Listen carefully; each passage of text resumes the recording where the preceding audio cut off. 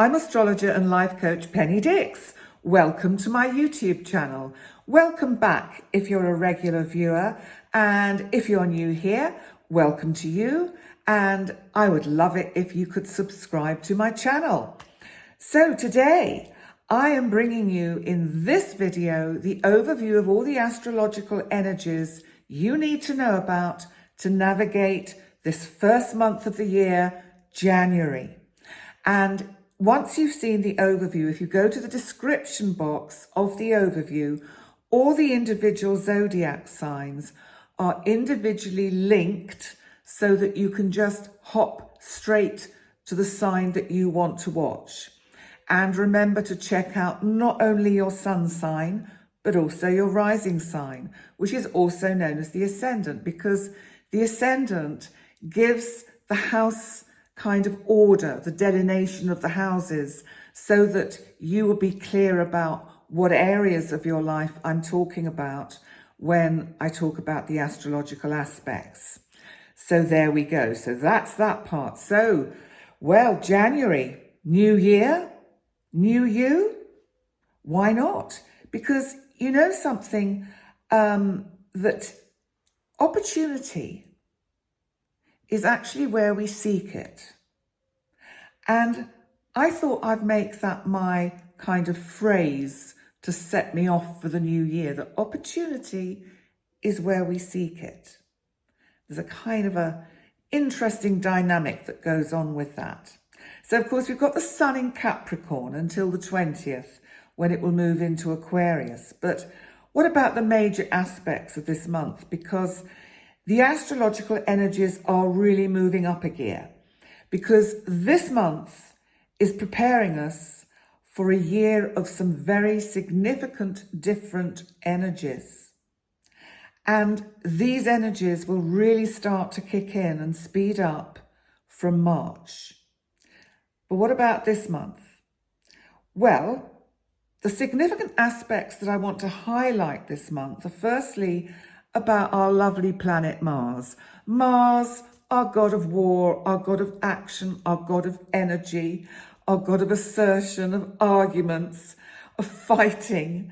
Well, Mars, of course, as we all well know, has been retrograde for some time. And that's been tough in varying ways because, as I've mentioned before in other videos, Mars in an air sign of Gemini, it can make us overthink. We can start ruminating at 3 o'clock in the morning and really getting ourselves all tied up in knots. Now, the good news is that Mars is finally going direct after quite a long time of being retrograde. And it goes direct on January the 12th. So this is good news. Now, it will, of course, be in its shadow for a while, but it goes back through Gemini and it will finally enter Cancer in March on the 12th. So it has been tough with this Mars in Gemini. And I think it's made communications in general come out quite sticky, strident, and without much thought. So it hasn't been an easy time of it. And because as Mars goes back through Gemini, it's more or less going to be in its shadow, we're still going to get the same kind of feelings, but they will be a little bit more diluted. So this is why I'm saying March is the month when things really shift. It's almost as if with the new astrological year that we get in March, with the equinox, that we start to get this new energy coming in with the new trip around the zodiac when the sun moves into Aries. So the other thing that we've got going on is that Mercury, that's had this retrograde phase since the 29th of December in Capricorn, will finally go direct on the 18th. And this is good timing for the collective to be much clearer and directional about the difficulties that many of the countries that we've been watching have been facing. Then there's another significant aspect. We've got Uranus, my big boy Uranus, my planet of freedom, truth, of the unexpected, of explosions, of electricity, of the internet, has been retrograde for some time in Taurus, conjunct the North Node. The North Node is about our current collective destiny.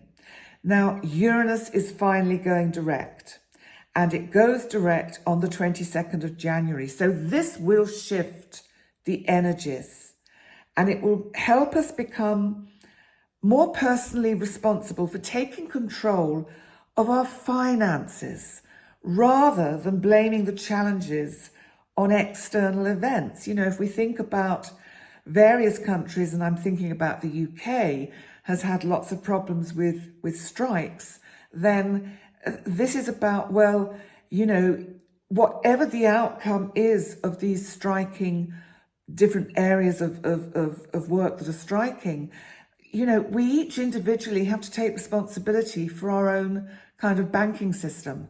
And, you know, it isn't fair in many ways, but we have to find ways to manage it to the best of our abilities.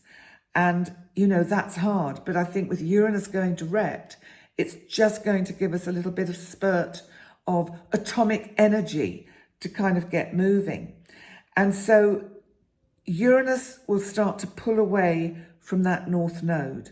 And that's just going to ease things off a bit, away from that kind of rhetoric we've had about potential nuclear war and Third World War. Anything that is a little bit dramatic is just going to ease off a bit, because maybe partly because it's winter in the parts of the world that are affected or by the current, you know, by the sort of, you know, the Ukrainian war, for example. So, you know, it may change again in the spring. But I think that with the sort of this back to work feel that we get at the start of the new year, the sign of Capricorn, where we find the sun at this time of year, lends us, excuse me, I must have a sip of water. What happens is it lends us the energies of hard work, stoic seriousness as we navigate these challenges. And that goes for how these challenges are being addressed in various countries around the world. Now, on the 5th of January, the sun is actually making a lovely trine. That's a really helpful aspect to Uranus, our planet of the unexpected, highlighting the need for countries to find innovative and unusual solutions to current problems, Mr. Putin. And also, I think this will apply to Iran.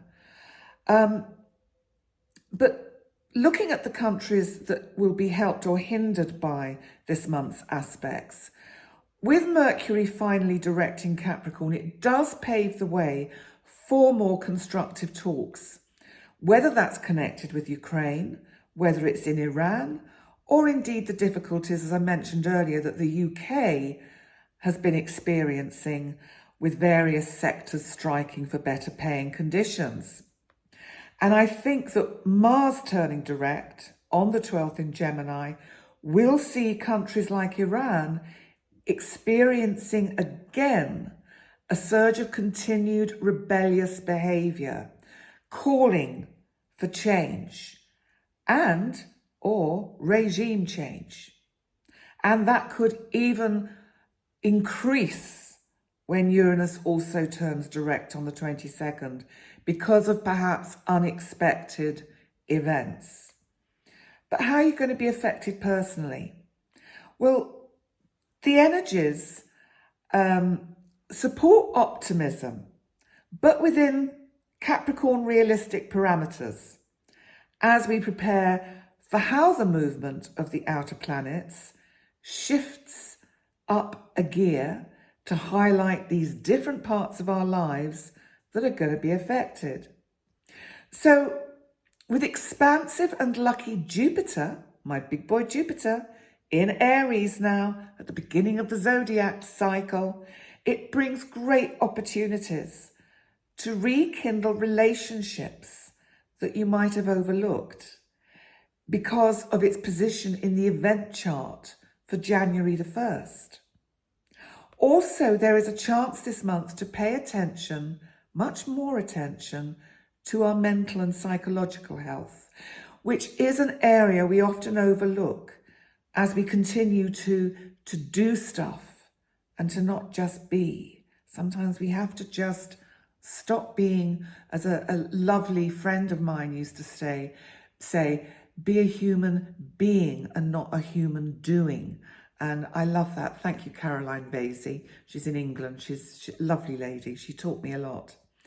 And I love that. So addressing any negative mindsets this month is well supported by Jupiter. And we've also got the energy of Capricorn supporting us at home, in the sense that even though we find ourselves in a time of general frugality, always be open to unexpected help, because Uranus is turning direct. So there just could be some unexpected twists and turns that help. And, you know, at the time of recording this, which is actually Friday the 23rd of December, you know, the Northern Hemisphere is having a pretty tough time, whether it's strikes in the UK that are affecting travel because the border control are on strike, so it'll affect flights, it'll affect, and of course North America is having this huge snowstorm over the whole of North America, so it's causing havoc. So, you know, let's hope that everyone has stayed safe throughout this difficult time. We've got a full moon quite soon, and it's on the 6th of January. It's in Cancer, and it brings a wonderful opportunity to heal family rifts. But I will be doing, as you know, a separate video for the full moon, and that will be up quite soon. The new moon this month is in Aquarius, and it brings unexpected and extraordinary opportunities. So what are my final thoughts? Well, this is a month, I think, that we kind of traditionally plan how we would like this year to unfold. The cosmos deals us a set of aspects, like the hands of a card game, for us to work with, so that it can help us unravel our desired future. The energies are changing this year. And even though January might not obviously bring us that glimmer of hope, it sometimes depends where we're looking.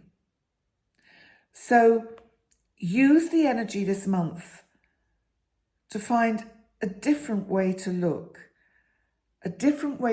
at and handle your personal challenges. So that's my overview for January 2023. So thank you for joining me for this overview. Please remember to like, comment and subscribe. And as I said a bit earlier, the links to all your individual zodiac signs are in the description box of this video. Thank you so much, and I wish you a lovely month ahead, and I look forward to seeing you next time. Bye for now.